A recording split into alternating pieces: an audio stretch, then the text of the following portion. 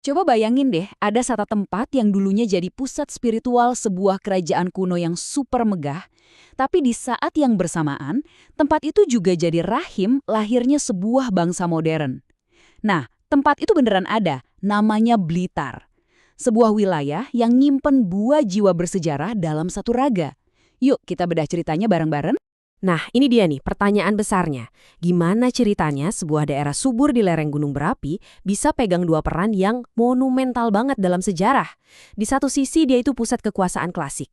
Di sisi lain dia jadi ruang memori kolektif buat bangsa kita yang merdeka. Penasaran kan? Oke, ayo kita bongkar lapis demi lapis sejarahnya. Oke, buat ngertiin ini semua kita mulai dari dasarnya dulu. Kita bakal lihat dua identitas utama yang ngebentuk Blitar. Kelihatannya sih beda banget, kontras gitu. Tapi ternyata dua-duanya ini nyambung dan hidup barengan. Jadi, semuanya itu berawal dari sini, di tanah vulkanik yang subur banget di lereng Gunung Kelud. Nah, kesuburan ini kuncinya. Sejak zaman dulu, berkah alam ini bikin Blitar jadi lokasi yang strategis, pas banget buat pemukiman para elit dan pusat kekuasaan. Seolah-olah alamnya tuh udah nyiapin panggung buat sebuah sejarah yang besar. Disinilah kita bisa lihat inti dari dualitas Blitar. Di satu sisi, dia itu pusat spiritual yang sakral buat kerajaan-kerajaan Hindu-Buddha yang agung. Tapi, di sisi lain, dia adalah simbol perjuangan dan kelahiran bangsa modern Indonesia. Dua cerita besar, lahir dari tanah yang sama. Luar biasa ya? Sekarang, kita coba time travel sedikit ya, kembali ke masa lampau. Kita bakal fokus dulu ke wajah pertama Blitar. Perannya sebagai jantung spiritual bagi kerajaan-kerajaan besar di tanah Jawa. Jadi di era ini nih, pas di bawah kekuasaan kerajaan kayak Kediri dan puncaknya di masa Majapahit, Blitar itu bukan sekedar daerah biasa loh. Dia itu wilayah inti atau heartland, sebuah pusat strategis sekaligus spiritual yang, wah, harganya nggak ternilai buat para penguasa saat itu. Terus, apa sih peran Blitar waktu itu? Coba dibayangin, Blitar itu kayak panggung sakral. Disinilah ritual-ritual besar kerajaan diadain, tempat peristirahatan terakhir para raja dibangun untuk dihormati, dan di mana kekuasaan seorang penguasa itu disahkan. Makanya, cuma kaum elit yang boleh tinggal di sini, bikin kawasan ini jadi luar biasa istimewa. Dan ini dia mahkotanya, Candi Penataran. Ini bukan candi biasa ya, ini adalah kompleks candi Hindu terbesar di Jawa Timur. Adanya candi ini di Blitar itu kayak sebuah penegasan, bukti fisik yang monumental banget tentang betapa sentralnya wilayah ini bagi kehidupan ideologis dan spiritual kerajaan Majapahit. Tentu aja, roda sejarah kan terus berputar. Sekarang, mari kita lihat sekilas masa-masa peralihan yang jadi jembatan antara era klasik Blitar dengan wajah modernnya. Nah, kita bisa lihat perjalanannya di sini. Dari puncak kejayaan kerajaan Hindu-Buddha, Blitar ngelewatin masa transisi dengan masuknya Islam.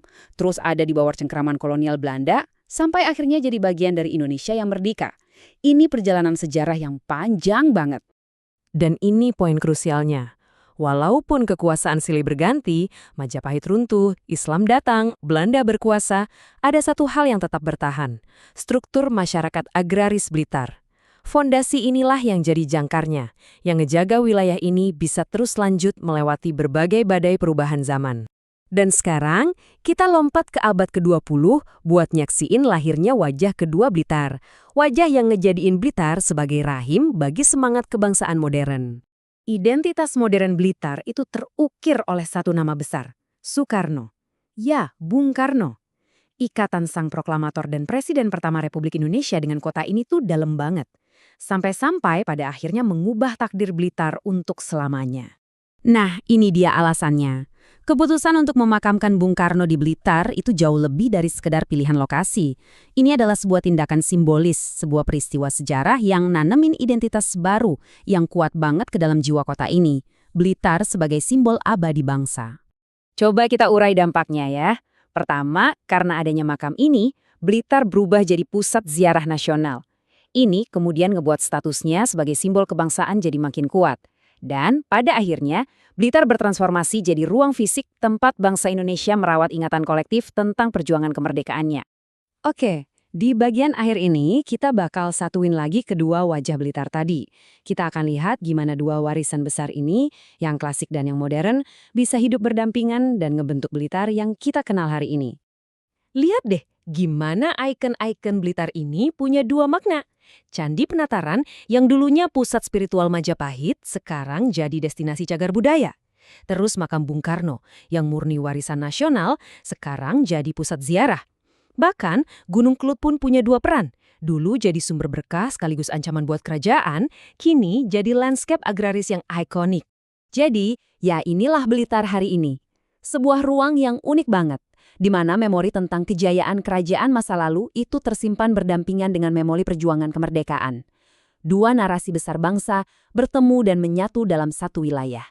Ini ninggalin kita dengan sebuah pertanyaan buat direnungkan.